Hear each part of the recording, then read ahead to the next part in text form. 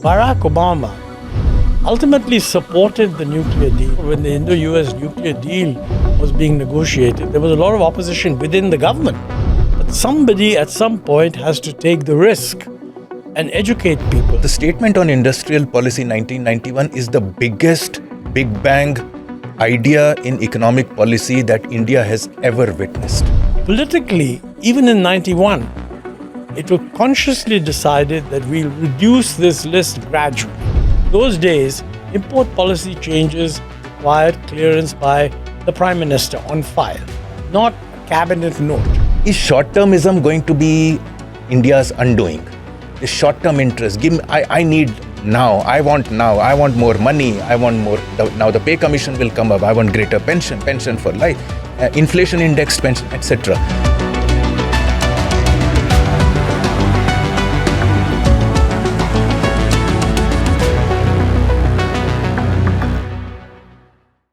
Namaste and welcome to the Rising India podcast.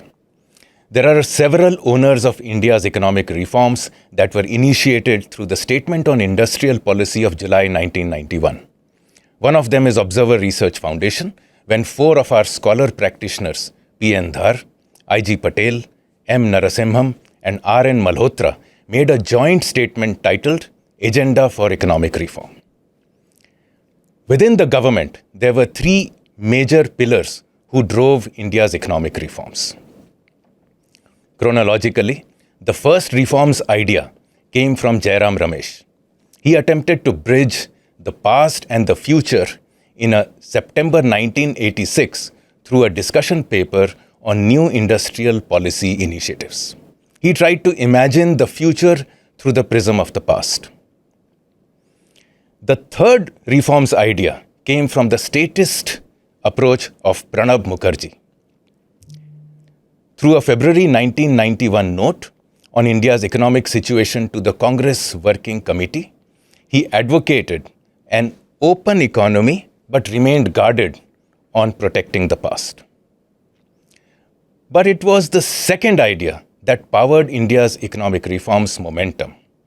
Montek Singh Ahluwalia advocated shedding the past to drive the economy to a new future through a June 1990 34-page note to Prime Minister Vishwanath Pratap Singh called Restructuring India's Industrial Trade and Fiscal Policies. This is known as the M document, M for Montek. Our guest on the Rising India podcast today is the author of this decisive document, the Padma Vibhushan Montek Singh Ahluwalia.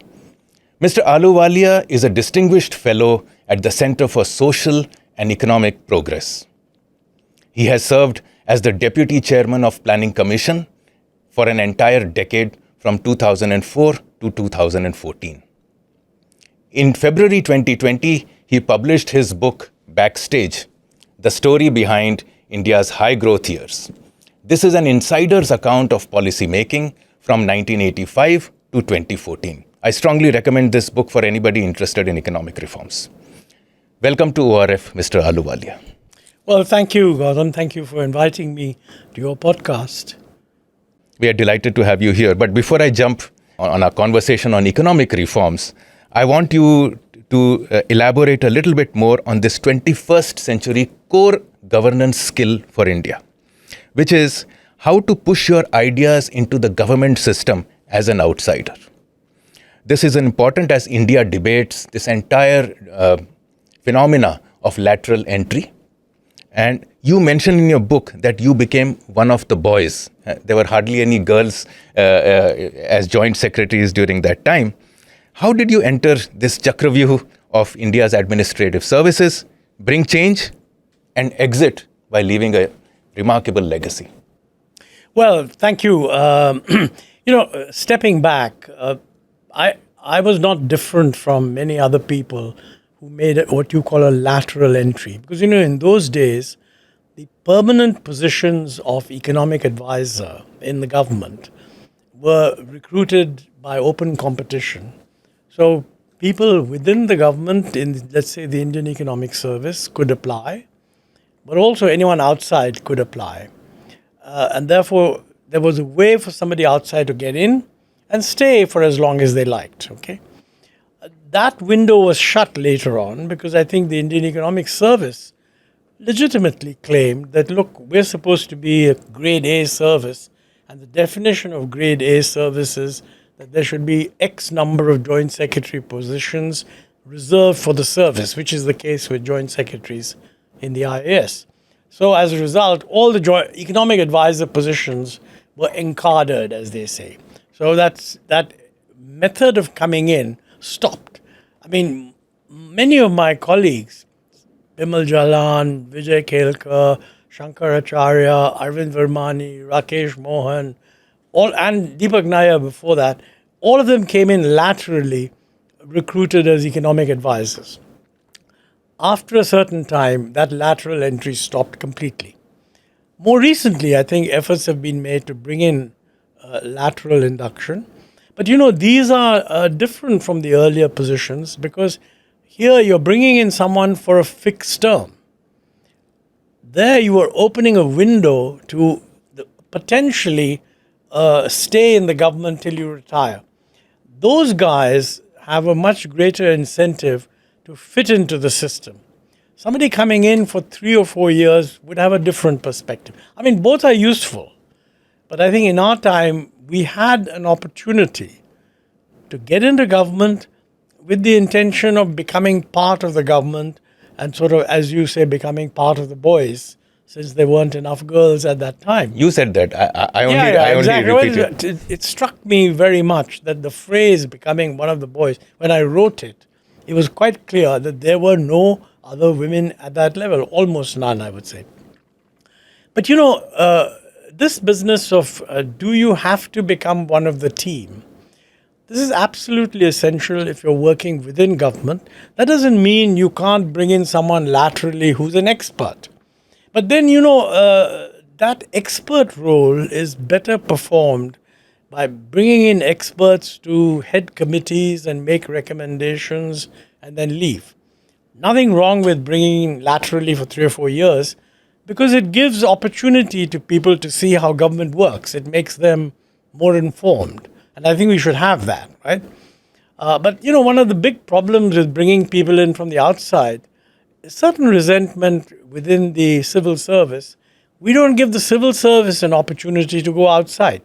I mean, if you're an IAS officer, you are sort of allowed to go to the UN or the World Bank or one of these UN organizations, but you're not allowed to leave for 4 years or 5 years to go into the private sector. I personally think we should allow that and similarly allow fixed term entry. So that's a full revolving door where the government employees go to private sector expertise comes into government. I think we need to move in that direction. I mean, look, there's a lot of resentment or a worry about that because people think that it will lead to a congealing of vested interests. But I don't think that's necessarily true. I mean, for example, if you go out into the private sector, let's say in a particular firm or particular industry, and then you come back, you can always make sure that you're not posted in any job that you would directly deal with that sector or that industry, but you could still perform a very useful role. It requires a bit of hard thinking on what is a conflict of interest, and we should do that. But the idea that we will limit government only to the expertise that exists in the silo of government is, I just think, a mistake. So how did you negotiate your place there? You mentioned how in my case it was how to create and then let others own that idea such that the idea comes back to the table which belongs to somebody else or to a group of people. It's unavoidable if you're coming in at the middle level that you would adopt the approach that I must first persuade my colleagues. See, if you came in as a consultant and you're making a presentation to the minister or the prime minister, you would have that person as your principal audience in mind. But if you're coming in the middle, there's no way that you can make an impact unless you can persuade your colleagues. And after all, you should be able to persuade your colleagues if you're saying something sensible. I certainly found that I dealt with a lot of IAS officers, some of whom were older than me, and I think they were actually pretty open-minded. Only thing is, they had their prejudices, so you had to kind of work around it a little bit. And also, I think once they realized that they were getting an equal chance to, as it were, shape the policy, and not just saying, oh, here's this fellow who's 10 years younger than me and he's got a brilliant idea and I back it. They say, oh, here's an idea, we'll develop it a little further, etc., etc. I thought that they were quite willing to change. You were very kind in referring to the M document, so-called. I mean, VP, that was actually written. It was written because Deshmukh, who was the principal secretary to Rajiv Gandhi, as the election was going on, we were having a chat. And he said, Rajiv Gandhi wasn't able to do many of the things that he said he wanted to do. And that's because we didn't have a clear plan, which is true. So he said, look, in case he wins, why don't you work on a document which we can give to him? So I started working on it. Of course, he didn't win. VP Singh came in. And as it happens, I met with VP when I was with him, part of his team, when we went to Malaysia. And he had been to Malaysia in the early 70s. And I had also been there from the World Bank in the early 70s. And he said, I'm really surprised how much progress they've made. And we haven't. And I said, that's very clear. It's because they did reforms and you didn't. So he said, write me a note. And I said, well, actually, I was working on one. I'll finish it quickly and give it to you. And VP Singh never said whether he approved of what I wrote or not. But he did send it to the Committee of Secretaries. That was a very major act because, on the one hand, he didn't say that this is what I want, but putting it forward meant he wanted it discussed. And I found that in the Committee of Secretaries, the different secretaries took different views. Some people were opposed to it, I won't say who, but many were very much in favor. And it was very clear that if you put before the secretaries concerned a well-conceived alternative approach, which is multi-dimensional, okay, that they have an open mind. On the other hand, if you just put forward something saying, this ministry should do something different, first of all, other ministries don't pronounce because it's dealing with that ministry. That ministry feels under threat.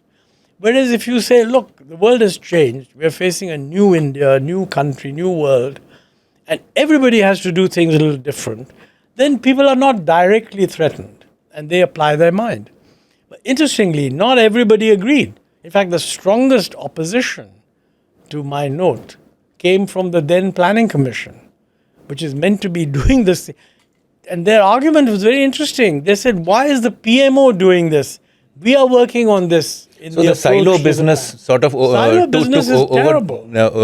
took precedence in their minds than a good idea. At that time, in the case of the Planning Commission, that is true. In the subsequent years, just to digress a bit, do you see, did this whole journey of an idea to a hierarchical position to policy continue, or there were several ideas that came and straight became policy?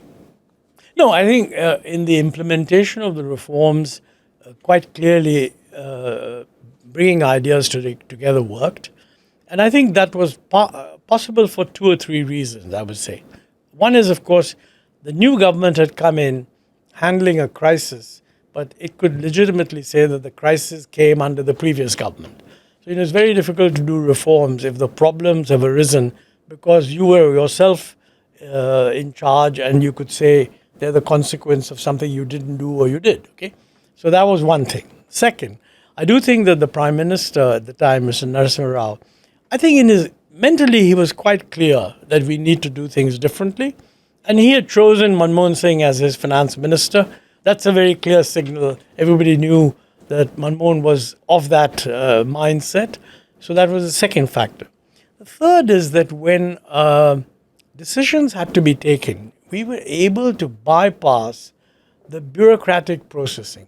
I mean, I saw this firsthand in the case of trade policy, because I had been arguing in the M document and even in the Commerce Ministry that, the system of import licensing was an unmitigated disaster. Okay, when reserves had run down, exporters couldn't get import licenses for inputs that they needed, which would give you 3 times the foreign exchange that the imports cost, because the attitude was conserve foreign exchange, deny the license, and so forth. So what I had suggested in the M document is that we move to a tradable exim script, so that you don't give exporters imports for the value of imports they need. You give them a license, a certain percent of their export earnings, and they can use it for whatever imports they like and sell it. So the economy's need for imports could be met. And this was much opposed by the finance ministry at the time. And we were able to get it done simply because Chidambaram, who agreed with what I had proposed and backed it, went along to meet with Manmohan Singh. I had told him I don't believe that the bureaucracy will agree, but Dr. Singh might agree. So we had a meeting there. Dr. Singh saw the point instantly and said, yes, we should do that. How soon can you get a note for the Prime Minister? In those days, import policy changes required clearance by the Prime Minister on file, not a cabinet note. So we said we'll come back in 2 hours, and we did. At which point Dr. Singh and Mr. Chidambaram and I went off to see Mr. Rao. We met him. He looked at it, and all he did was Mr. Chidambaram explained the trade policy changes we were making. And all that Mr. Narasimha Rao did was he asked Manmohan Singh, he said, Manmohan, have you looked at it and do you agree? And he said, yes, I've looked at it and I've signed the file. So Narasimha Rao said, give me the file, and he signed it. Now, he didn't even consult the PMO. That's a remarkable level of trust. Absolutely. And I've said in my book that in the space of 3 hours, an import licensing regime that had been built up over several years was just dismissed in the stroke of a pen. Now, had Mr. Narasimha Rao said, oh, let this go to the committee of secretaries, God knows what would have happened. I mean, any cabinet secretary presiding over this would have tried to compromise, this fellow said, you'd have got some moth-eared version of the reform. So I do think that, when you're making radical changes, you need to have access to the very top, and the responsibility rests with them. I think I must emphasize, that there is always a risk involved. I mean, it's not as if it's mathematical. I mean, what we were proposing was clearly the right thing to do. But nobody could have guaranteed that it wouldn't have run into bumps and hiccups and small problems. The outcomes were not assured. Well, they're never assured because, for example, if you do this and then there's suddenly a bad monsoon, all kinds of other bad things happen. And then people blame those bad things on the policy change you made. No? In this case, as it happened, we had negotiated more money from the World Bank and the IMF. What we did, by the way, was much more than what the World Bank and the IMF were thinking of. I mean, one of the great myths which is being perpetrated is that we only did what the World Bank and the IMF asked. I was going to ask you that question. That is totally false. Because there were some World Bank papers which I had read when I was writing my book, which had a similar tenor Absolutely. as the statement on industrial policy. IMF earlier on industrial policy, you're absolutely right. Yes. Because they really regarded the abolition, the removal or relaxation of import industrial licensing as a vital thing. But remember, industrial license liberalization would have been completely ineffective without trade liberalization. You would have given licenses to a lot of fellows who want to set up plants. They would have thought that they are going to get import licenses for the capital equipment they need. But if there wasn't foreign exchange, the Commerce Ministry would have tied it down.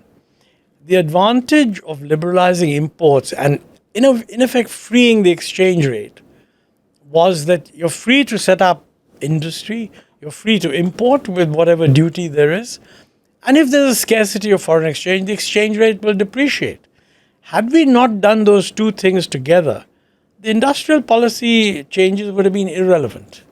What people So did IMF and World Bank, did the Bretton Woods institutions influence our policy at all? Or, because wasn't this the time when the world over reforms were happening. Argentina that's had certainly- begun some reforms. We were following, some Asian countries had done reforms. So this was sort of in the air. No, there's no question it was in the air. But my only point, my limited point is, first of all, nobody had as restrictive an import licensing regime as we did. I think somewhere I wrote that we are amongst three of the most restrictive countries, and that was Cuba and Mongolia or something, or North Korea or something like that. So what the liberalization that Latin America did was largely in things like freeing up capital inflows, which I think was a mistake, and we didn't do that. A lot of the people who say we followed the Bretton Woods model don't give us credit that we didn't follow the liberalized capital goods model. We followed the liberalized industry and trade model. We followed what was broadly then known as the Washington Consensus, which applied largely to the Latin American countries, and we took 4 or 5 points out of those and applied it to Yeah, us. you might say that. That's true. But the difference is that for India, they would have certainly they were insisting on a devaluation of the rupee, Which we had did twice. which we did in 2 steps. 2 steps, because yeah.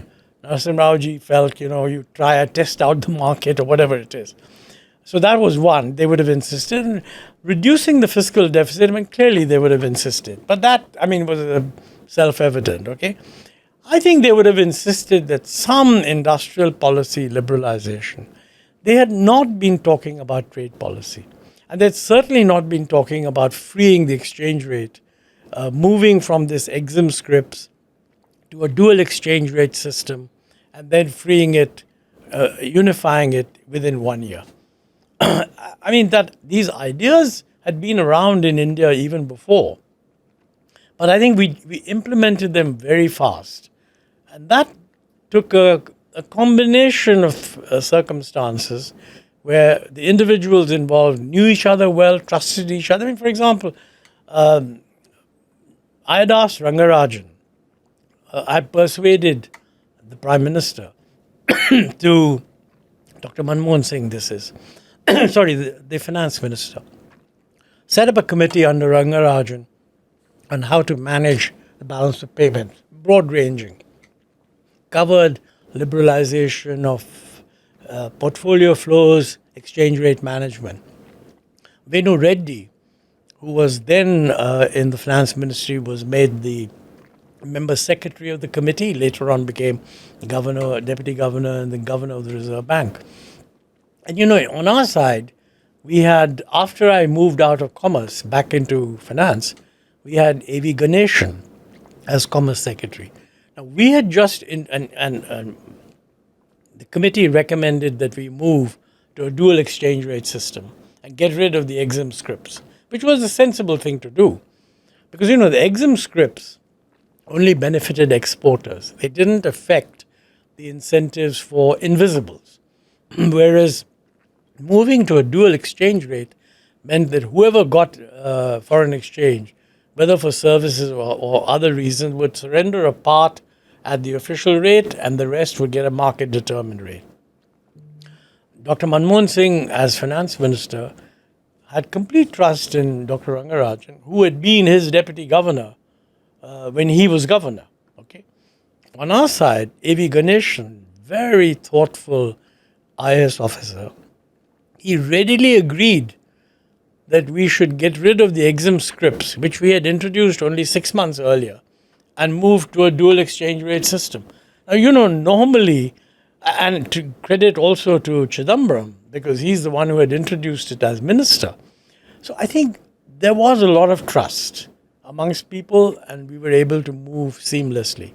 When that trust doesn't exist, then you can get into difficulty. Part of the problem, of course, you have to recognize that when a new government comes in after a crisis, it has a honeymoon period during which political opposition to it will be low.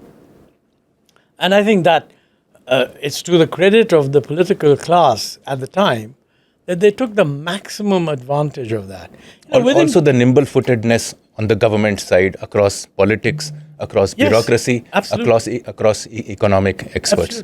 Absolutely. Look, I've mentioned in my book that Dr. Manmohan Singh as finance minister called all the secretaries together and told them that, look, we're going to make big changes. And some of you may not be happy with these changes because we're going to do things differently. Now, I don't think we can succeed unless we have your full support. So everybody loved that. And then he said, look, if some of you on principle don't approve, just let me know and I will make sure that you get a better job or just as good a job. And people like that. Yeah, so since you mentioned all this, and you've served under Dr. Manmohan Singh as finance minister and later as prime minister, did you see two Manmohan Singhs in your tenure? Well, as far as reforms go. Not intellectually, because remember, a lot of the rather obvious reforms that had to happen had already happened. And the nature of our reforms was always a more gradual process. The reforms that were left to be done. I would differ from there. I don't think, and you mentioned this to me earlier also, that we were gradualists, now we need big bang. I thought the statement on industrial policy 1991 is the biggest big bang idea in economic policy that India has ever witnessed. No, by the way, let me... it was a big bang to the extent that if such a policy were to come today, it would be blown to smithereens. I would only modify that by saying that industrial policy and trade policy. If you treat trade policy as part of industrial policy, I agree with you. Yes, you're right. That is why even today... Because that opened the floodgates of all smaller 100%. reforms. Today, if Prime Minister Narendra Modi or before him Prime Minister Manmohan Singh himself were able to do some reforms, even the smallest of reforms, it is based on the statement of industrial policy 1991. Absolutely. Well, as I said, and the trade policy. And the trade policy. Because please remember, not only that, and the trade policy, and the financial sector reforms, and the shift in tax reforms that took place in the finance ministry, which was 1 year later as a result of the Chellaya committee report. Historically, the industrial policy has always been as it were, the touchstone of intention, because it's always been assumed that industrial policy will be in a framework of public sector banking, strictly controlled and controlled imports. The important thing about 91 was that Manmohan Singh set up the Narasimha committee, saying, look, what are the banking reforms we need in order to support this? And he also set up the Chellaya committee.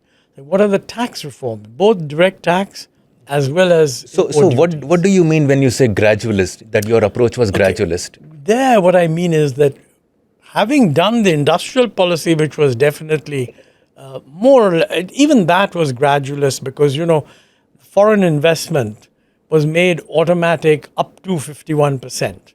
That's gradualist because there are a lot of investors who would not come with just 51%. And we raise that limit over time a little bit later, okay? At the same time, let me say that for India, that was a huge signal. But the difference, I think, is that the things we had to do logically following on those changes could have, I think, been done in half the time that it actually was. I mean, let me give you one example.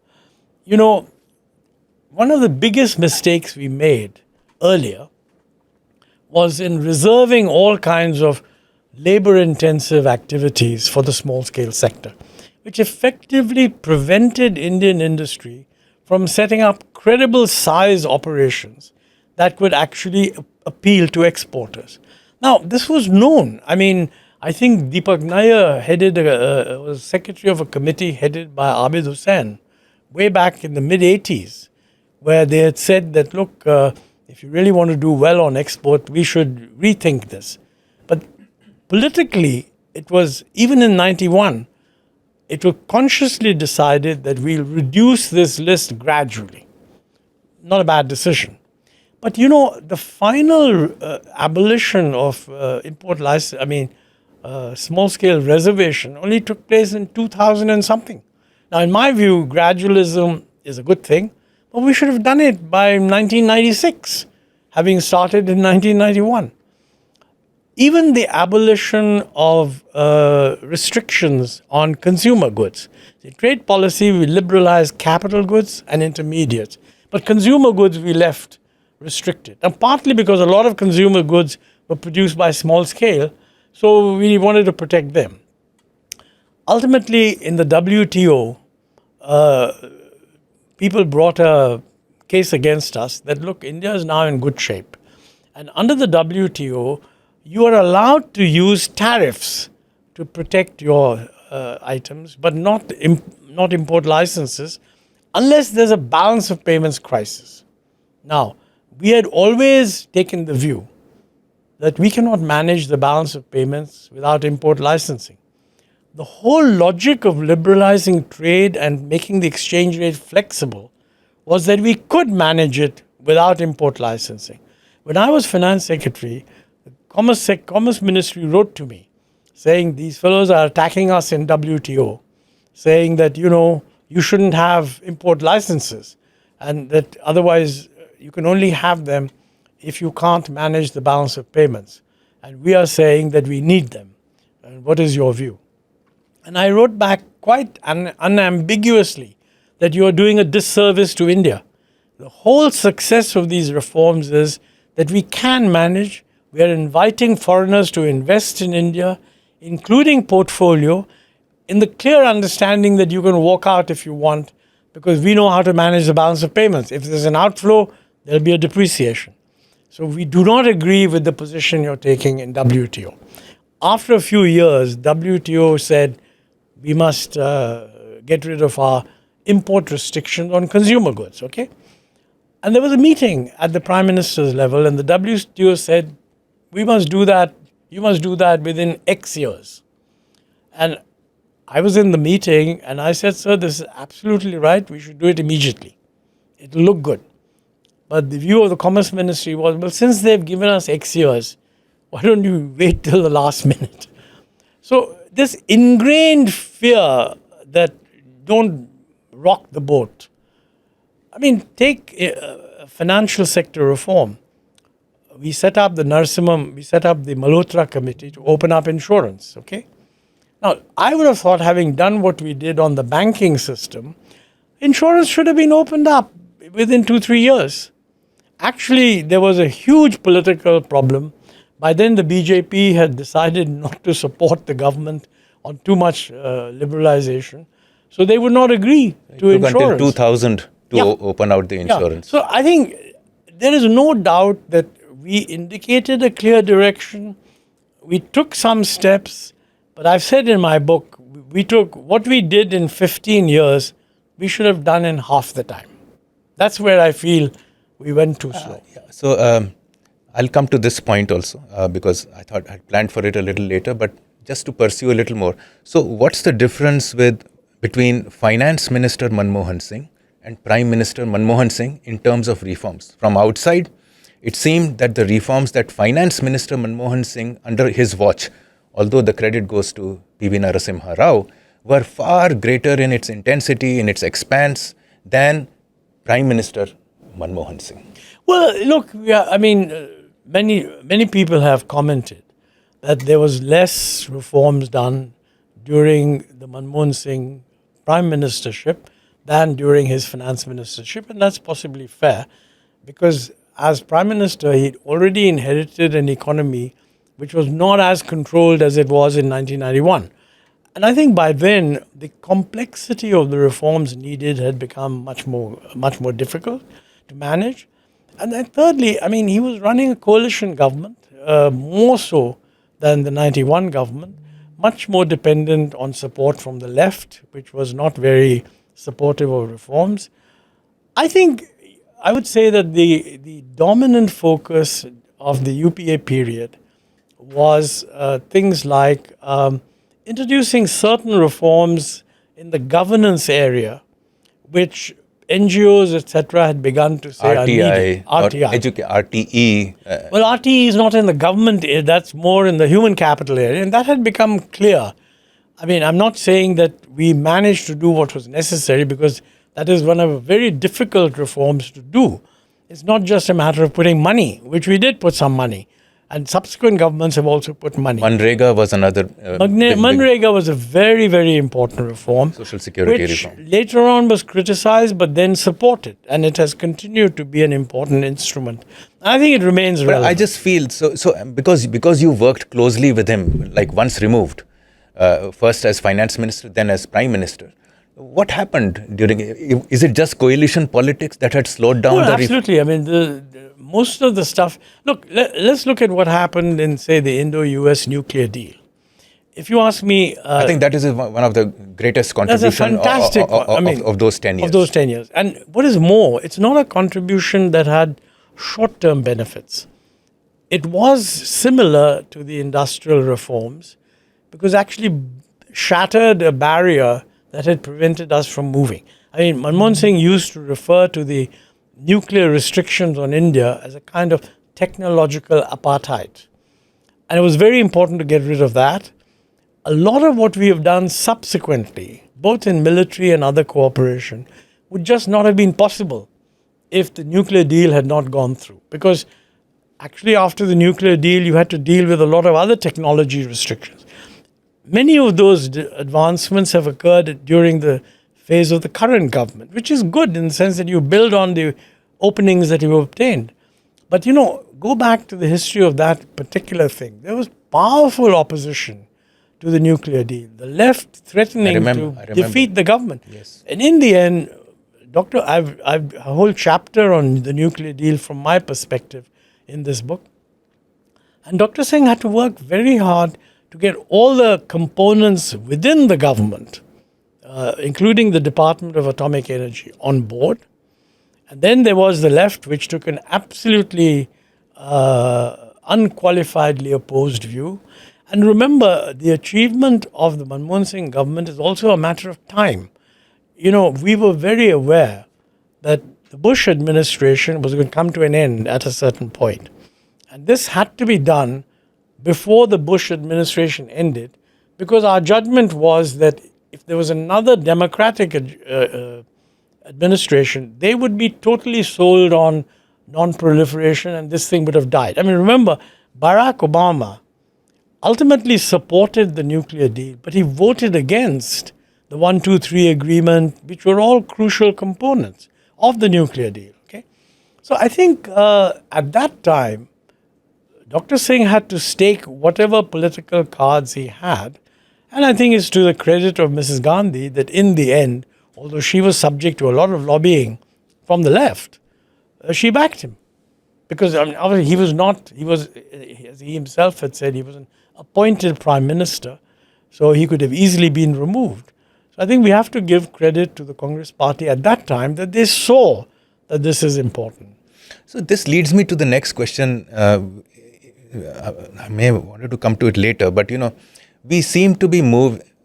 Everybody knows, every politician knows, every constituency knows that after the success of the 1991 reforms have benefited everybody. There is not a single constituency that I know of that has not benefited from the 1991 reforms and the subsequent reforms that have followed, for which the floodgates were opened. And yet, we keep going back, and there are these vested interests, short-term vested interests that claw back the political class into submitting to their demands. For instance, the old pension scheme. Now, the BJP's, I remember when you launched my book, Reform Nation, you had critiqued the Congress for saying that we will bring back the old pension scheme. You had said that it would be a fiscal disaster. And the BJP supported that. And now with the unified pension scheme, which to me is more or less of the same, a 10% interest, etc., here and there doesn't matter. But in the big, when we examine it from the big view, big lens, what I see is assured pension, which is defined benefit pension, has come back after 20 years of reform. So within 20 years, we have deformed what happened on 1st of January 2004. Why is short-termism going to be India's undoing? This short-term interest, I need now, I want more money, I want more, now the pay commission will come up, I want greater pension for life, inflation indexed pension, etc. So we keep moving forward, but sometimes we are pulling back. So is short-termism going to be the undoing of India's economic reforms? Well, you raised some very important questions. One is, of course, on pensions as a specific thing. The other is a larger one on short-termism. So let me give short answers to both. The two are related because this Yes. short-termism is to appease the government servants, teachers, Yeah. PSU, and so on. So the two are. I think the critical thing is that pensions all around the world are regarded as a ticking time bomb, which could bring fiscal disaster if they're not set in a manageable environment. Okay, and I do think I share the view that the partial reversal, if you like, of the new pension scheme and bringing back the 50% and so on is unfortunate.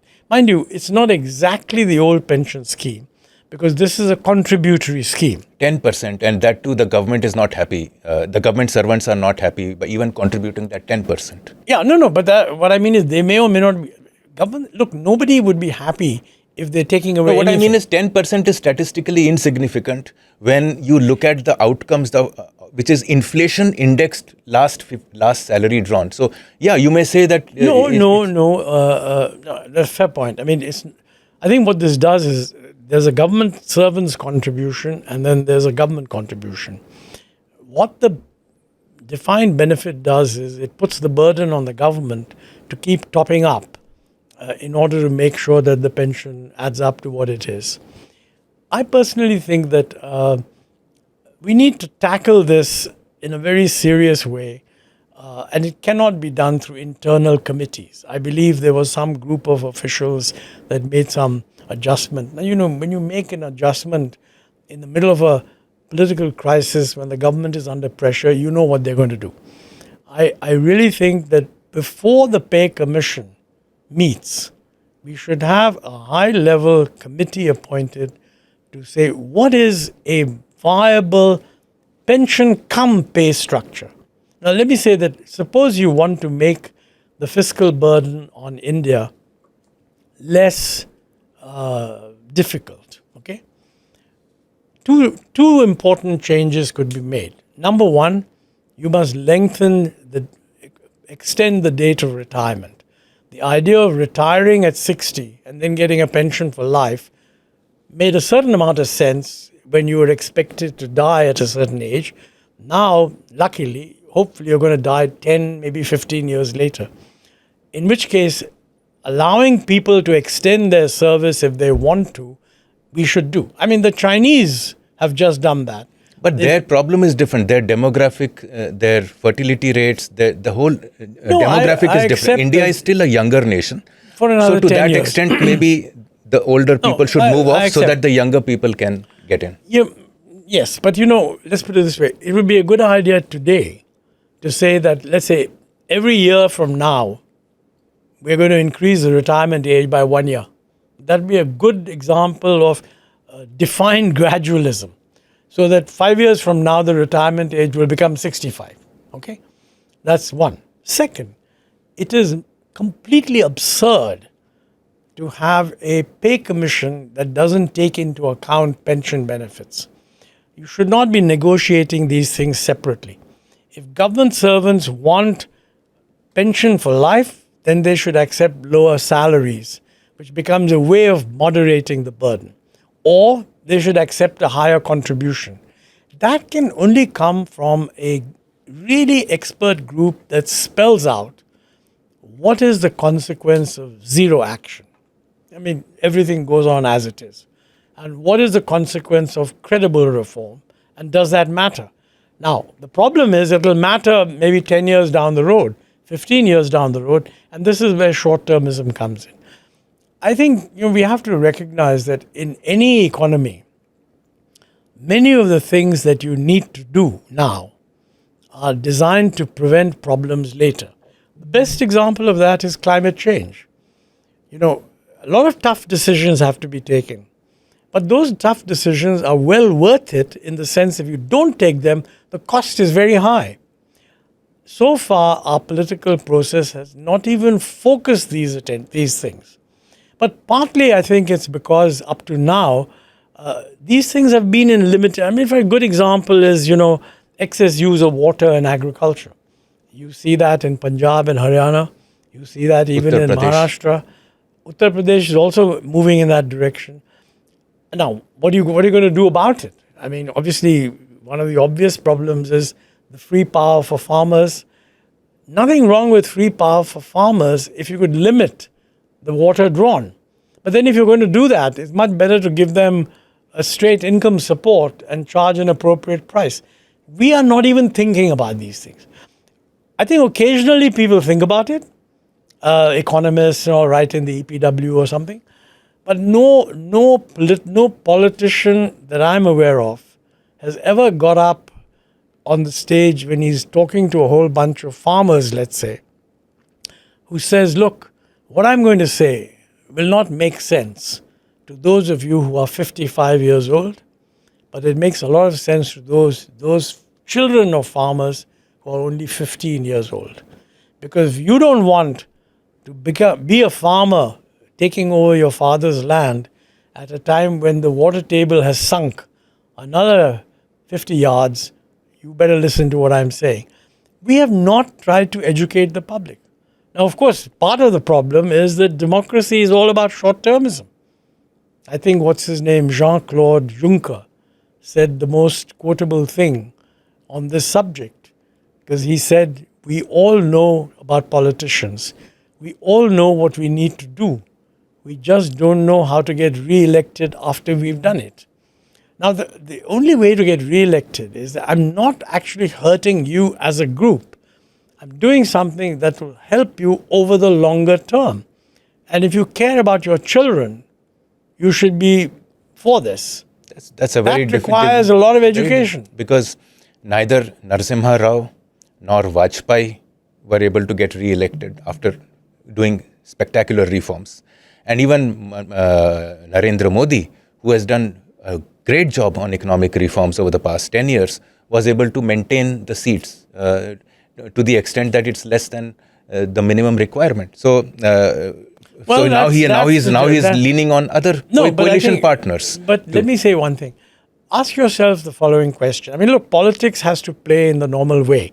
And it's not the job of politicians to actually provide support for whoever's in power. But, in Parliament, is it odd that after all, everybody isn't positioning themselves to be Prime Minister. Is it odd that no one gets up and says that, I really think we need to focus on this? How come nobody has said it from any party? That is surely odd, no? I think the politics of today, although people say that politics has been Indian politics has been muddied since 1948, but I think the politics of today is seriously muddied.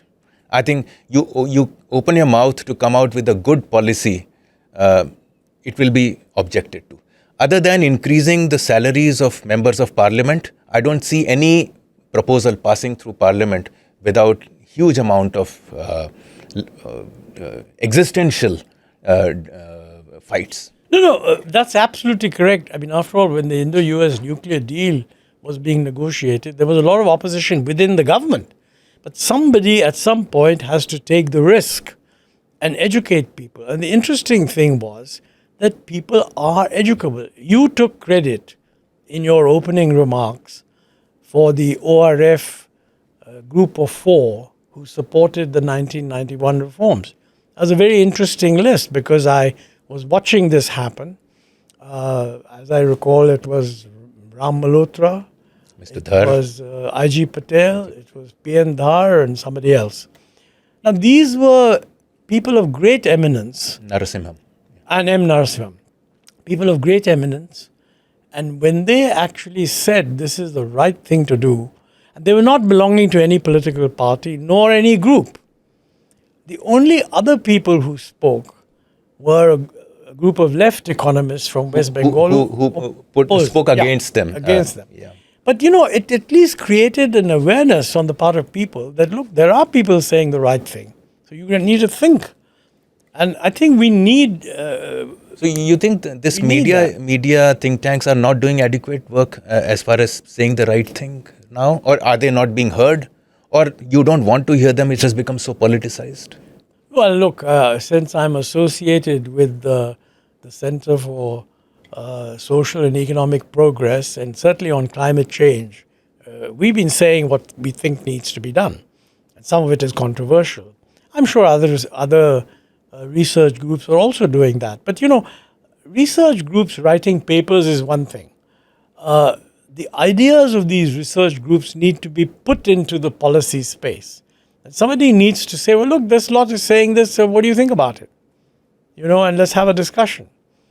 We need much more of such discussion. And I think in the absence of that, what you will get is a somewhat narrow focus by whoever's the ruling civil servants of the day, who will essentially be reflecting whatever they think is received wisdom. And that, I think, would be unfortunate, because we're moving into a world where all around the world, people are rethinking policies. So it's no longer even the case, which was different in 91, that, look, we are the outliers. Everyone else is doing this, so shouldn't we move in that direction? Now everyone is a bit confused. But I think we should have an active debate. What should India be doing? So to come back to the question that we started out with, do you think short-termism is going to be the bane of India's economic reforms going forward? It could easily become, because the nature of the reforms that we now have to do involve faith in the economy's capacity to respond to the right signals, but that response will only come in 3 or 4 years, if not longer. If you simply take a short-term type of approach, you have an employment problem. The short-term response is, why don't you increase protection so the domestic industry is protected? The consequence of that is the cost of production goes up for everybody.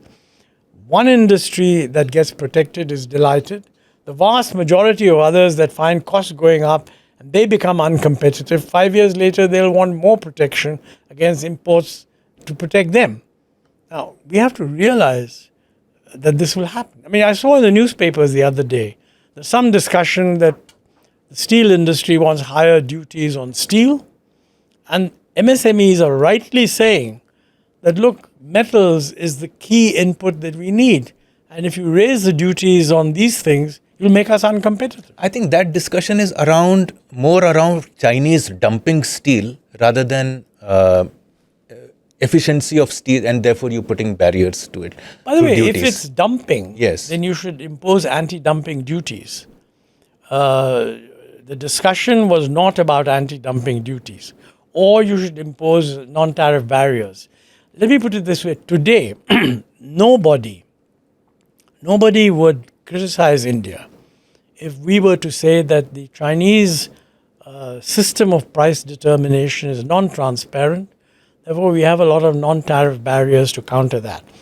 We may be overdoing it, it may be unfair, but nobody will criticize us other than the Chinese, obviously. But the debate is always on protection. Raise duties to everybody. Maybe it's an instinct that some problem raise duties rather than fix the problem, which is a precise problem. Precisely because it's an instinct, it should be very clearly the case that in the public debate, what is it that you're bothered about? And if the concern is China, you can negotiate either non-tariff barriers. A lot of people say, for example, that the Chinese have non-tariff barriers against us, which I'm sure they do. Well, the solution is they negotiate. Tell them that, look, how come we're competitive in all these things and you're not buying anything from us? You want access here, give us more access here. That sort of thing. But that's not the reaction. The reaction is import duty barado. Okay, so let's come to the second part of this discussion. This is about the Rising India story. Now, let me articulate my question so that the sub-questions can happen within that context. Suppose 24th July 2025 is the D-Day. I'm saying 24th because that's when the Industrial Policy 91 was announced. And you were tasked to shape the economy through economic reforms. What are the 5 or 6 or 7 reforms that India needs to do now that can leapfrog us in the manner that the industrial policy 1991 did. Suppose you were to write industrial policy 2025. What would the broad contours of that such a policy be? Once again, you mentioned industrial policy. There's not that much wrong with our industrial policy. Let's talk about economic policy. Yes, because what is wrong is our trade policy. Even today? Even today, because, I mean, look, Arvind Panagriya has said, and he's a government economist in favor, he has said that in 1917, it was wrong for us to raise import duties, and we have been raising them since then. He has also said that it was wrong for us to have not joined RCEP. So that's an issue which is articulated even within the government. Of course, you agree with that? We should have joined the RCEP? I personally do agree with that for the following. First of all, I agree that the raising of import duties was unfortunate and a mistake. I personally also feel we should have joined RCEP because the fear that industry is expressing against China ignores the fact that we had a fairly long transition period before going to zero duty. Most industry tells us that, look, the Chinese do much more for their industry than you do. Well, the solution is we should use the joining of RCEP to make policy more supportive. But the industry assumption is that government will never do anything to support us, so let us simply not have a free trade agreement. Worse comes to worse. If you think still you don't want to join RCEP, maybe we should join the CPTP, the other East Asian agreement, which is anchored with Japan, which has some of the major East Asian countries, which originally had the United States, but the United States walked out. Now, what is the argument for not joining that one? Because that doesn't include China, and there's no chance that they're going to allow China to come in. And the argument against that is that they will have various kind of labor and environmental, what are called back-of-the-border requirements. I think looking ahead, we should accept some of these. After all, we're also trying to go to net zero a bit later than these guys. We should join and negotiate a workable way of achieving these things. Look, this is what the Chinese did. The Chinese, when they joined the WTO, used the joining of WTO in order to generate a consensus within the country that in order to be part of the world, we have to make these changes. So it became a reason for doing reform. I think in our debate, we have the wrong approach, which is the consequence of the old Ministry of External Affairs and Ministry of Commerce kind of view that trade policy is all about protecting your sovereign space.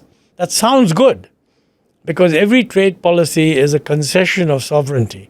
But it's a concession in exchange for a gain. I mean, they're making some concession, you're making some concession. The question is, are these concessions balanced?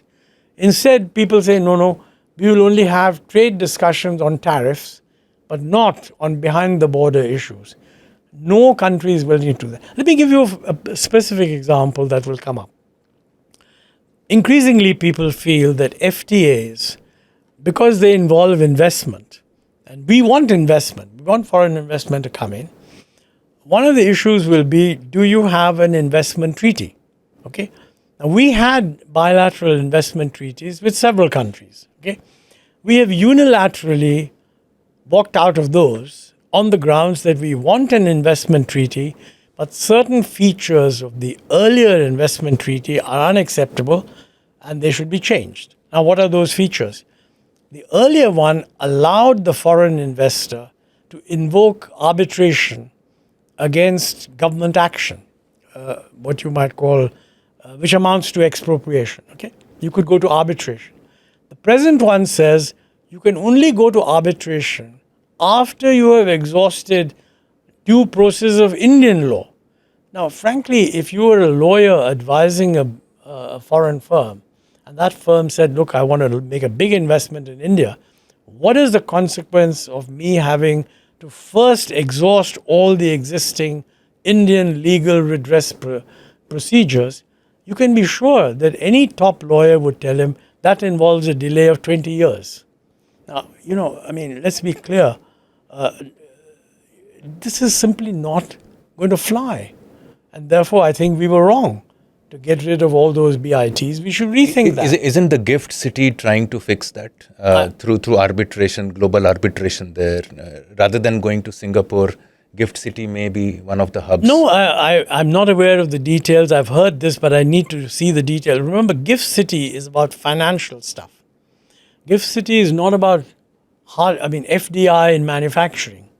So yeah, you're right. If you're in the financial world and there's a problem, then you might be able to do that. But what we're trying to attract is FDI in manufacturing. And if those guys are being denied this, we are unnecessarily taking a risk. Let's put it this way. The other thing is that when you do that, you see, big companies are not taking such a big risk. I mean, if you have a company with a technology that is closely held by it, and you sort of start acting tough, they'll just sort of close down and walk out. And by the way, since we are bearing a very huge proportion of their capital cost, the cost to them is very small. But for all the other things, which are much smaller investments, if you're wanting to attract people, to produce components and things like that, if you're trying to attract people who have technology, then this is an important consideration. And they're not big enough to feel that. So what reform would you bring? How would you shape this? How would you fix this problem? Would you say... I would take a hard look at whether the position we have taken on arbitration for FDIs is correct or not. And if it is not, we should just drop our insistence. That's it. I would go further than that. In the whole area of, I would say in the area of trade policy, we need to rethink our whole approach. Because, in the old days, it was very easy to say, look, what you're doing is out of line with the rest of the world. Everybody else has open borders, low tariffs, etc. Now, with the change in the geopolitical situation that has happened, that situation has changed. These countries themselves are backing off their earlier position, raising tariffs, and so on. So one issue that will come up is, why shouldn't we do the same thing? This is a relevant issue. We should certainly consider it. But it depends on what our objective is. These richer countries are doing this primarily against China, not against other developing countries. Okay. On the one side, we can argue, and we do argue, that while the effort to distance themselves from China and to deny access to China will have a negative effect on global trade. It's bound to. Okay. But for us, it may provide an opportunity, because there's a space created where non-Chinese participants in the global supply chain can play a role.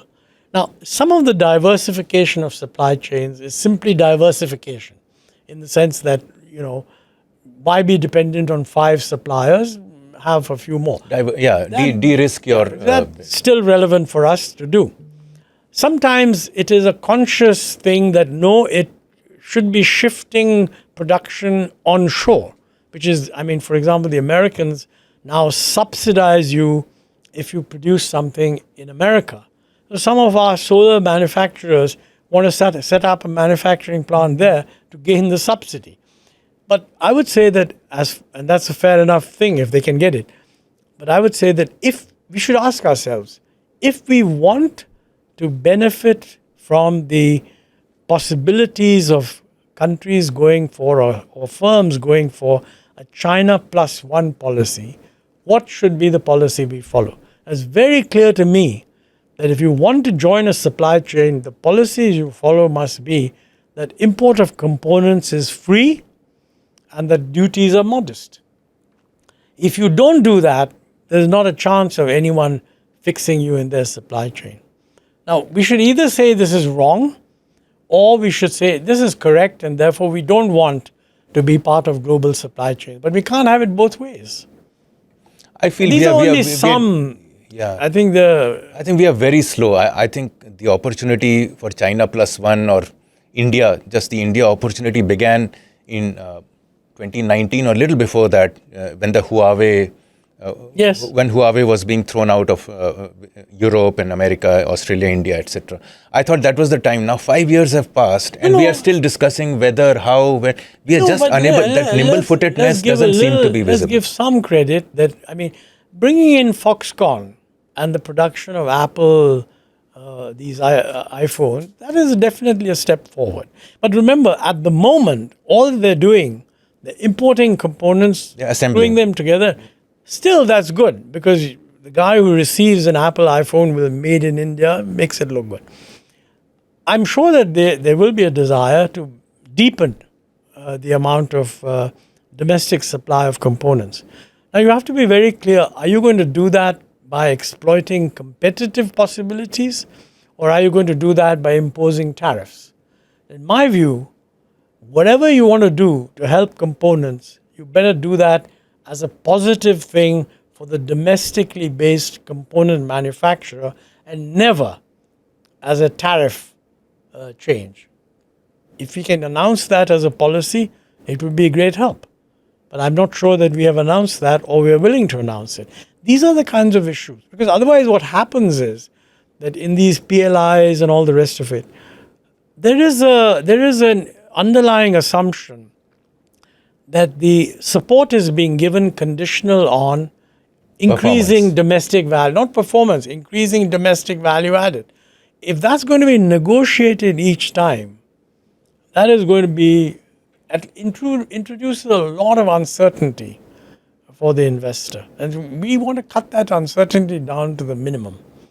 What else? So tariffs is one area. What else would you do if you had a free hand? Well, I think... how would you tackle jobs? Look, as far as jobs are concerned, I mean, the attempt by many people to say service jobs are not good enough, manufacturing, this is wrong. Because manufacturing and services are no longer distinctive things. I mean, part of what goes into an Apple is the design of the chip. And a lot of that design is being done in Bangalore. But the problem is that it's not being done by Indian firms. They're being done by Indian engineers. So we have developed, as a result of this interaction, human capital capability to work in this area. I think the next best thing is we should have Indian companies, Indian-owned companies, hiring these guys and setting up similar, if you like, Indian-owned service enterprises. Good idea. But, I think in the end, in all countries, it's the middle and small-scale enterprises that produce jobs. We have not created an environment in which middle and small enterprises can be competitive. Therefore, we force them into raised tariffs to protect me. Now, what is it that we haven't done? Number one, the whole issue of access to land or the ability to expand your capacity on the existing land available is subject to so many kind of constraints that the entrepreneurs complain massively. I think Manish Sabharwal had done an interesting study where he said that, something like 25,000. Yeah, we did that study. You did that, okay. There is 26,134 imprisonment which clauses. Involve imprisonment. That's right. Now, half of those are from the states and half are from the center. 5,000 are from the center, rest are from the states. Okay, so even 20,000 are from the state. What I would say, what we should do, the government could give a very clear signal that it is setting up a really top-level committee to cut this 5,000 down to 1,000. This cannot be done, by the way, by writing to each ministry and saying, which ones are you willing to give up? You'll get nothing.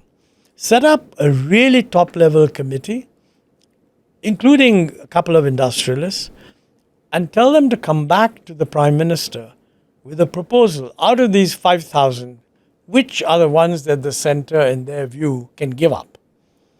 And then don't have that discussed again. I mean, if by setting up the committee, you've chosen the highest expertise, just get it done.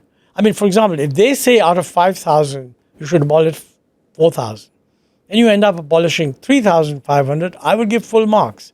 But let's do that. And use that as an example for the states. By the way, I had made this recommendation to Amrinder Singh ji when he was Chief Minister of Punjab in the committee he set up under me. And I said, look, you need to do this. We gave a huge list of things, but then, his job changed, and so I don't know what happened to that. Since you mentioned Punjab, I remember Punjab has more clauses than Uttar Pradesh, even though it is less industrialized than Uttar Pradesh. So you mentioned compliances. So let me tell you one good thing that happened is that after we published our report, Jailed for Doing Business, the government took it up seriously and they came out with Jan Vishwas Bill, Jan Vishwas Act. Unfortunately, out of the 5,200 that are union government compliances, imprisonment clauses, all they removed were 113.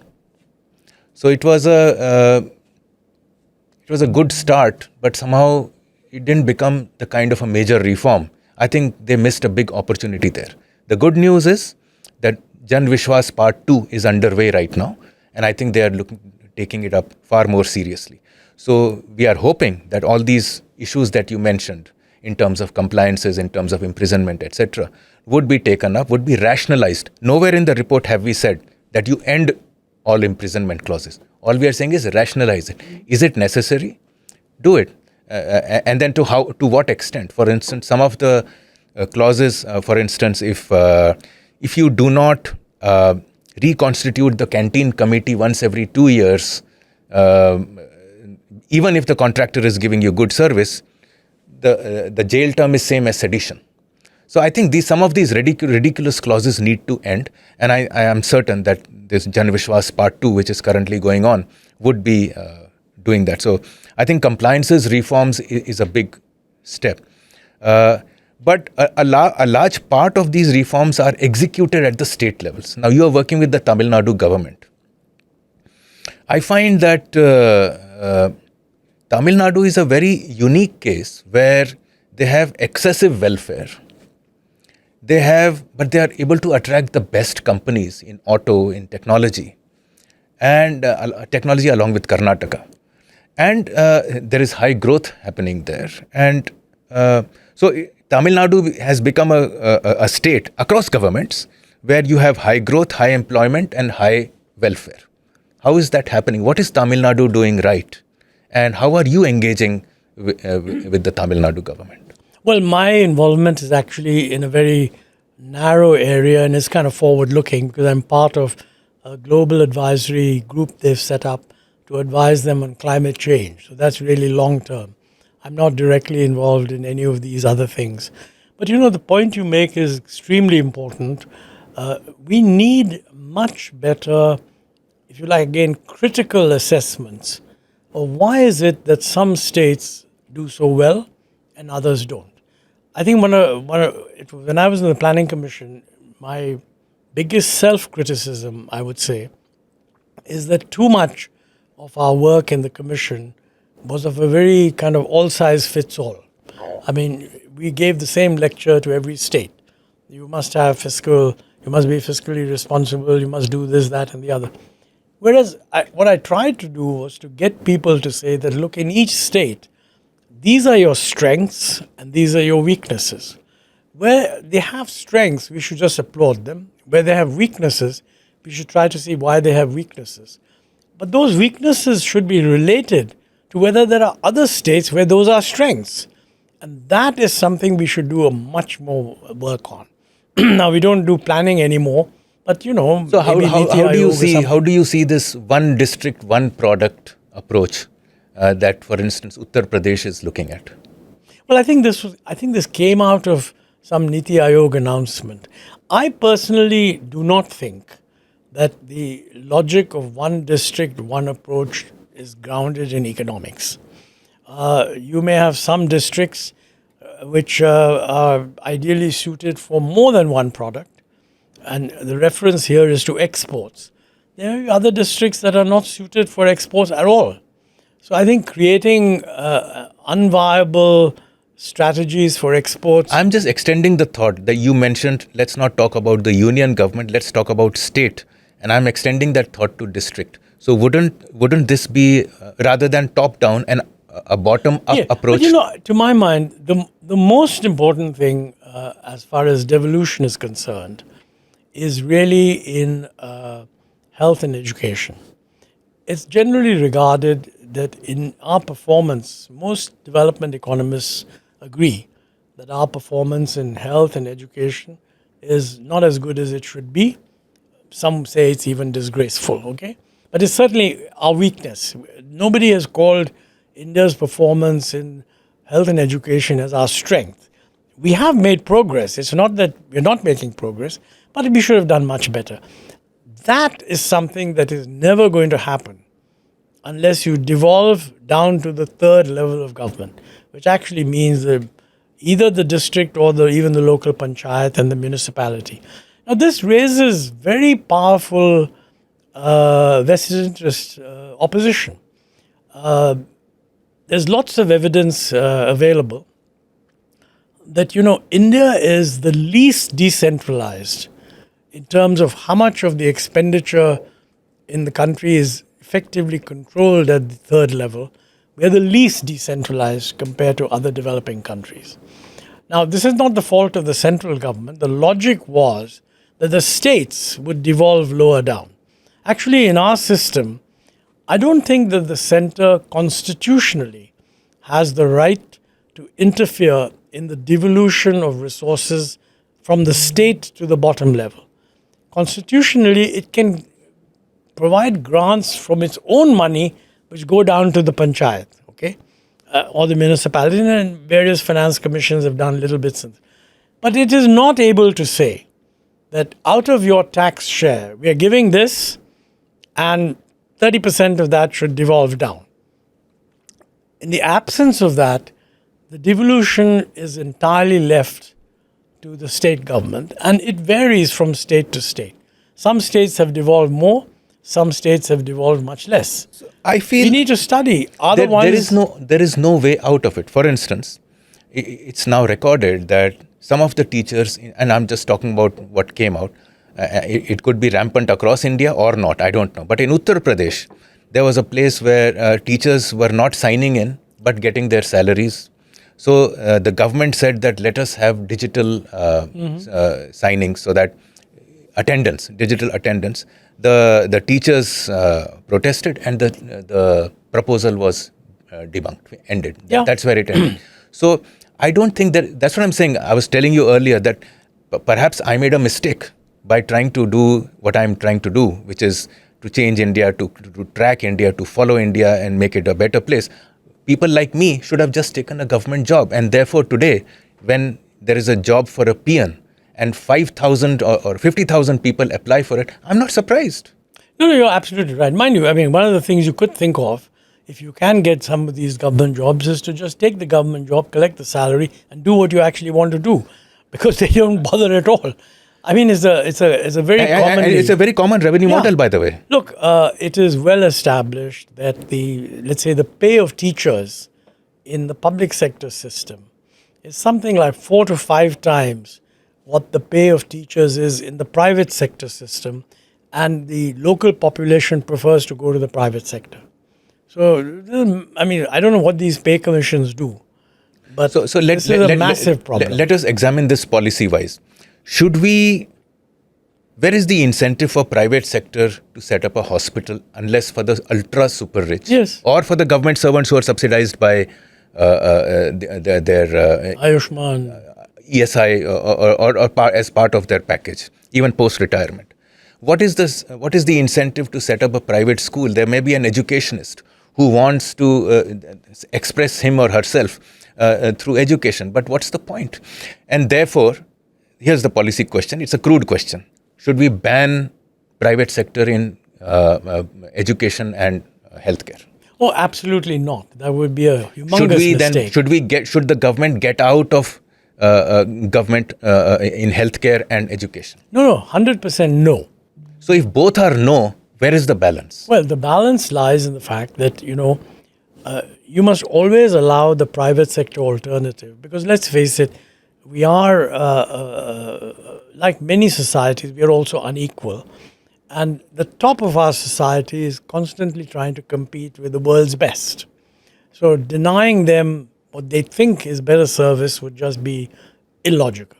At the same time, education and health should be the responsibility of the public sector to provide at a decent level for the vast majority of the population. But the question is, how do you do a better job in providing it? Option number one, decentralize. In other words, let the local school authorities constitute a local school authority which would actually recruit teachers for a ward or something like that. And maybe the teachers can be moved from one school to a nearby school, but the actual recruitment should be done there and not at the center, not in the capital of the state. Okay. Now this was at So once, not a centralized exam like, let's say, the now, civil the services. argument against this is that no, the local vested interests will appoint the right people. Now that is like saying that we don't have any democracy at the lower level, because after all, if the local chaps are appointing bad teachers, they are the most easily, if you like, corrected in the next election, because people will say, "What are you doing? We don't vote for you." I mean, you cannot believe in democracy and simply assume that democracy can only work at state level or national level, but not at the local level. So I think this raises an issue. What is really at stake is getting power out of the hands of those who take recruitment decisions at the state level for health and teacher recruitment, and decentralize that. Now, I fear I used to be sympathetic to this argument that if you do that, then caste prejudices and that kind of thing would overwhelm the choice at the lower level. It probably would have some effect, but I don't think we are better by having some bogus exams which are easily gamed, which are very corrupt, and operate the thing at the capital level of the state. On the other hand, by lowering it and strengthening the democratic involvement of the population, because after all, everybody says that people care about schools, everybody says that people care about their children's education. Just drill into them that if you care about children's education, you should damn well care what the quality of teachers that your local authority is hiring. And there are many ways that the local hiring can be brought in, which would actually be quite acceptable in the sense that they don't have to be permanent jobs. You could hire a teacher at a local level, and subject to performance, only confirm See, them. Agniveer has shown that the lack of permanent jobs can create political problems. No, that's certainly So I true. don't know. So I think perhaps this needs far deeper. Well, look, I think the critical thing, as in the case of Agniveer, there was no discussion. I mean, I personally think that you need to raise these, set up a group of people that would be regarded as experts, and let's hear from them. And for example, on the Agniveer, if you had set up a group who had former retired lieutenants general and chiefs of army staff, and all of them sort of said, this is the right thing to do, the political reaction would have been much less. And I think this can go across wherever we look at. I want to make one point that, looking forward, some of the reforms that we need are in areas that are quite difficult. I mean, for example, building institutions. What makes an institution more or less credible? How do you recruit people so that they have the right expertise to build what is an increasingly widespread regulatory function? I think we need much more thinking on this than we are currently doing. I mean, let me give you one simple example where a lot of the simple market economics doesn't actually work. As a general rule, I would have said that you shouldn't be regulating private sector, preventing it from expanding and investing in whatever it wants to do. But with the rise of the digital economy, okay, the fear of the winner takes all syndrome, and the first man in creating a monopoly for himself and expanding really in order to strengthen a potential monopoly position, this can no longer be regarded as irrelevant. In the United States, Lina Khan, for example, who's the chair of the Federal Telecommunications Commission, is launching major investigations against the meta giants, saying that the way they're functioning, it is actually reducing competition. Now, how are we going to react to this? Now, usually, if it was a case where there's a global consensus, that would be very straightforward. But there isn't a global consensus. On the one hand, you have China, which has a completely state-controlled system. I think that would be ludicrous for us. On the other hand, you have the US, which is at the moment largely left to the private sector. And then you have Europe, which is much more interventionist. So what should we do? If you look at the debate that's ongoing, within the United States, they regard the European tendency to over-control as a principal reason why Europe is lagging behind the US technologically. Now, the Europeans have set up a committee or commission. A report has been produced by Mario Draghi, former Prime Minister of Italy, on what Europe should do to catch up. We need to read what he's saying about what he's recommending for the Europeans. But more than that, we have to engage in this, and we have to watch what's happening and engage in our own people so that people are aware of what the choices are. It can't just be left to be suddenly announced that we've decided to do this or we've decided to do that. I think we're in a wide range of areas. I would say that the issues are not that simple anymore. And when they're not that simple, we should walk in. Well, we should do what Deng Xiaoping said. No, we should cross the river while feeling the stones. I mean, we have to cross the river. And certainly not doing anything would be a mistake. Not an option. And following China would also be a mistake.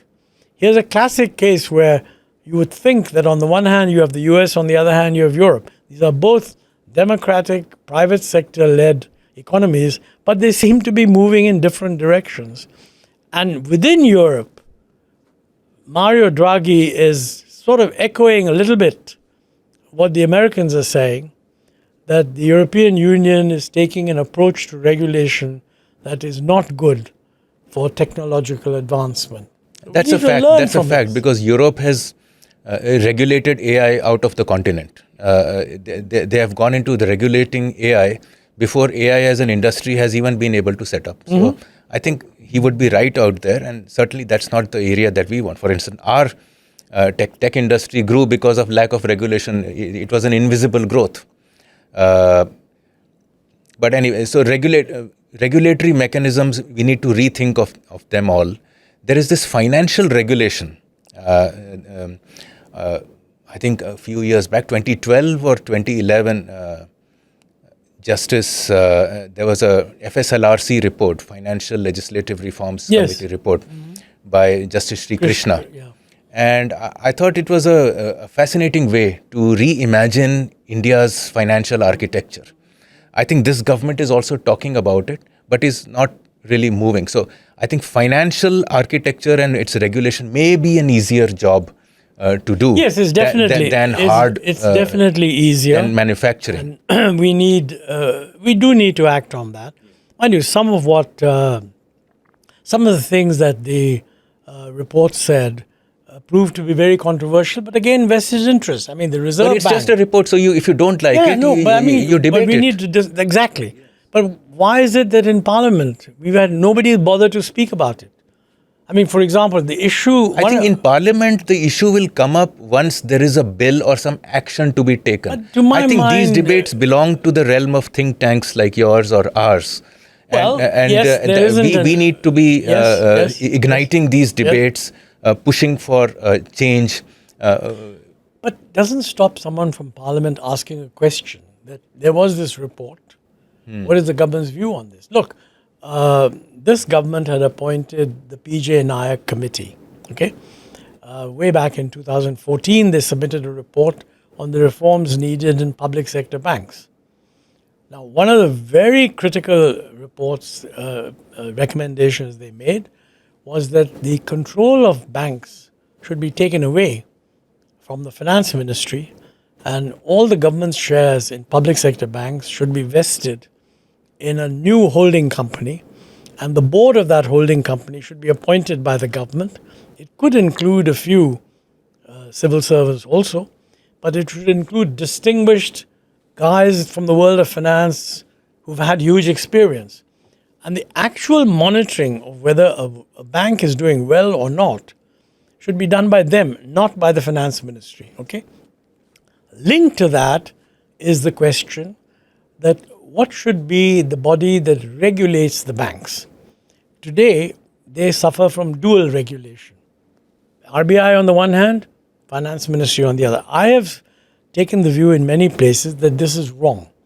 The finance ministry should have no regulatory role in controlling the banks. And actually, that should be left to the RBI to do exactly the way they do for the private sector. Now, consider the following.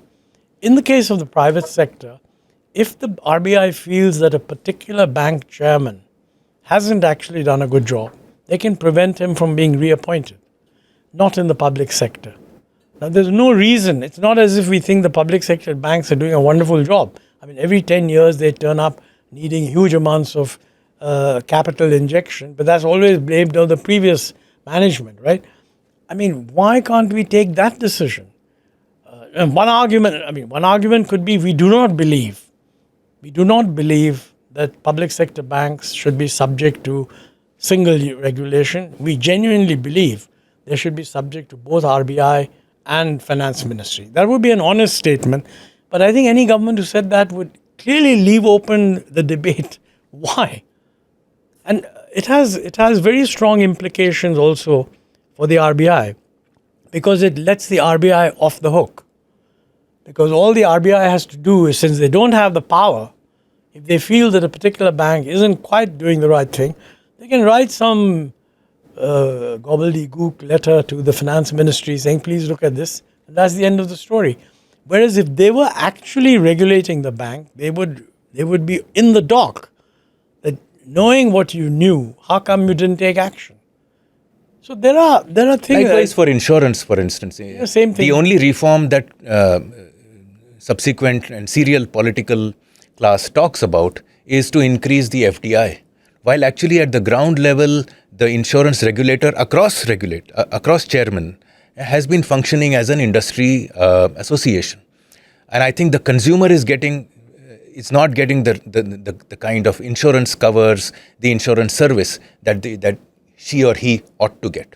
On the other hand, the capital markets regulator in the investment space, for instance, has, I think you must be knowing this, but India has I think it's the lowest cost mutual funds that exist in the world. Mm-hmm. And that's because of competition, the manner in which it has gone. So I think when the FSLRC report took a holistic view of all these problems and said that we can leave RBI aside, which, the banking regulator aside, but all the rest can come under a unified regulator.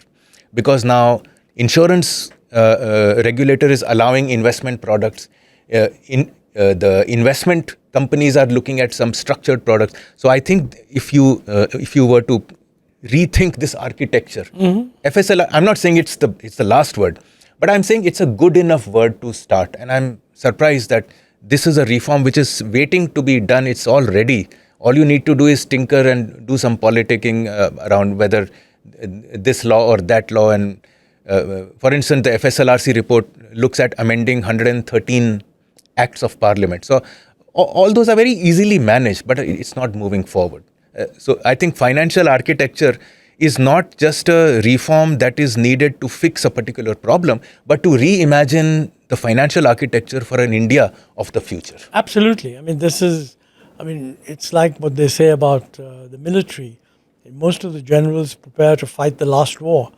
And I think we are moving into a very different kind of world.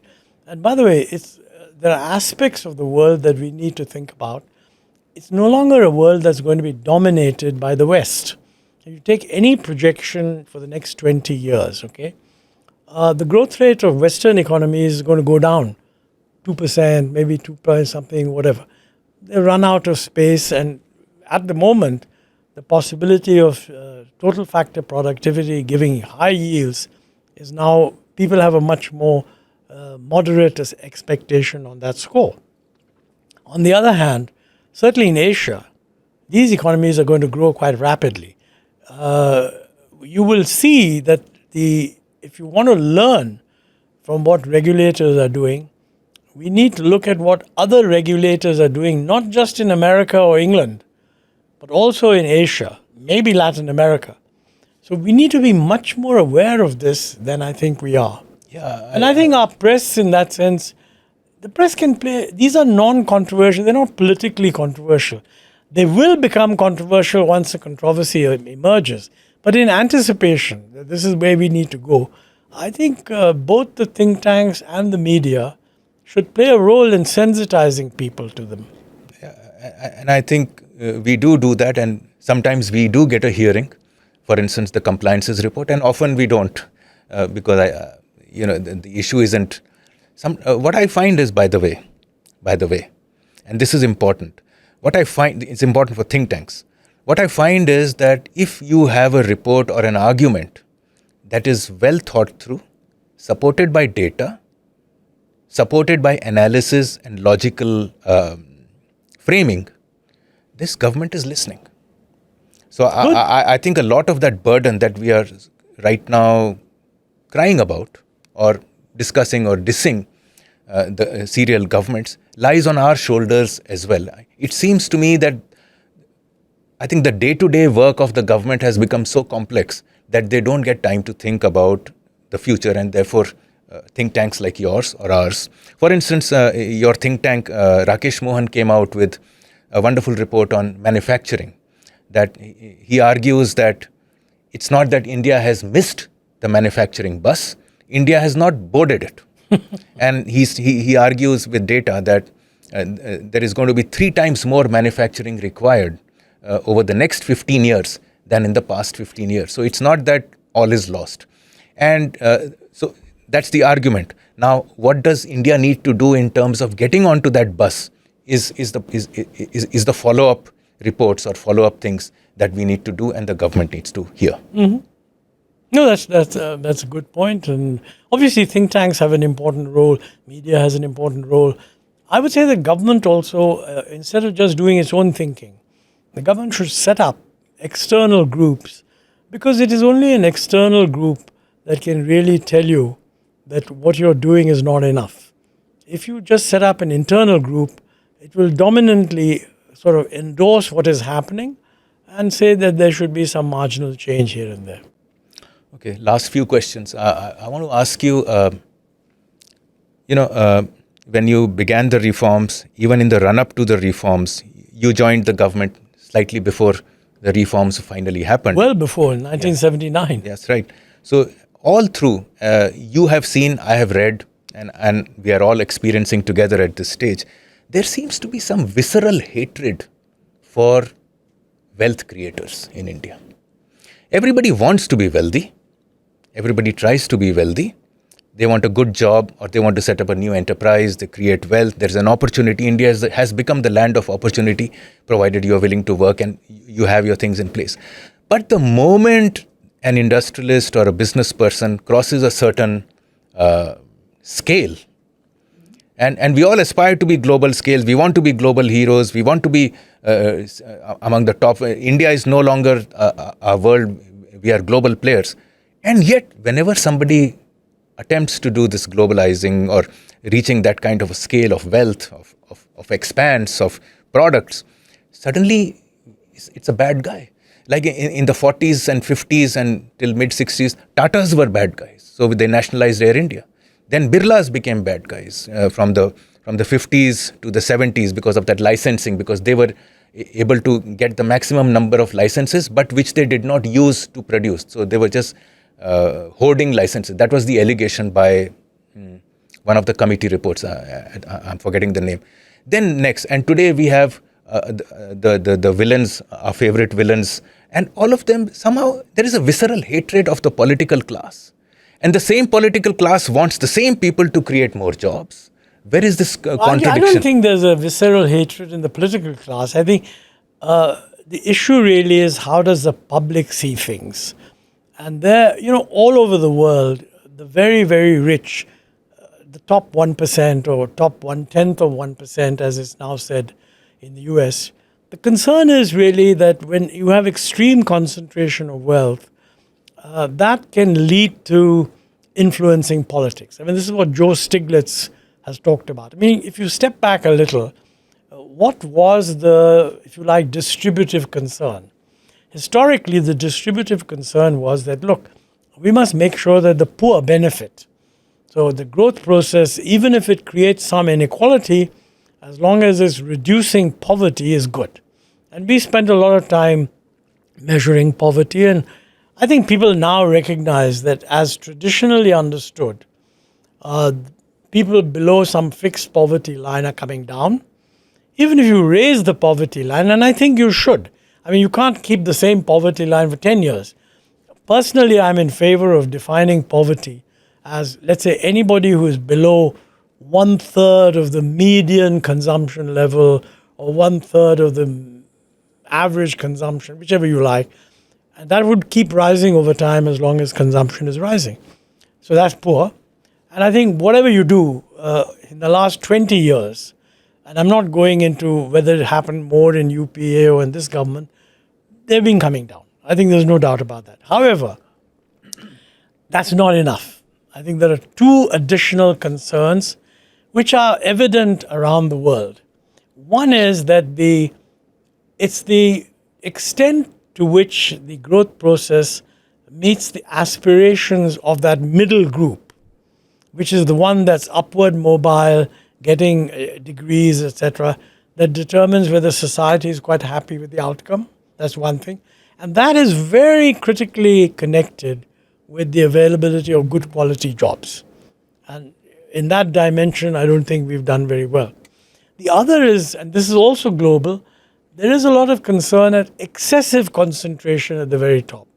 That is not so much because at the very top people are therefore consuming a lot or too wealthy. There's a feeling that if there is excess concentration, it can influence politics itself, which of course it does everywhere.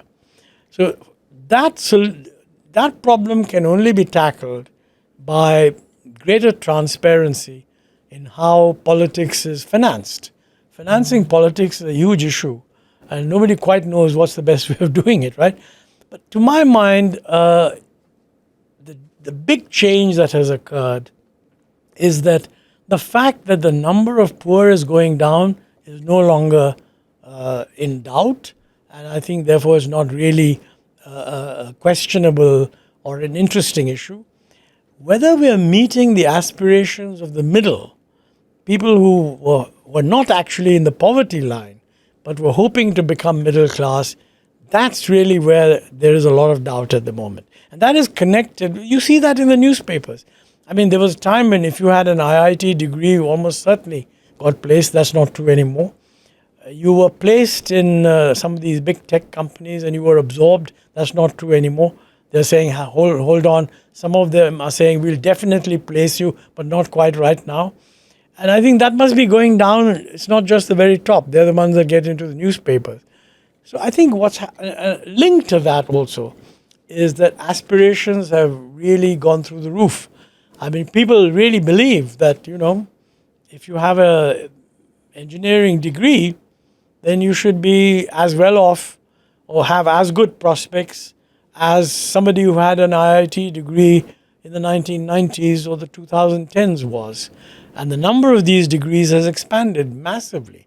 The percentage of the population that now goes in for higher education has really gone up very high, 26% or something like that.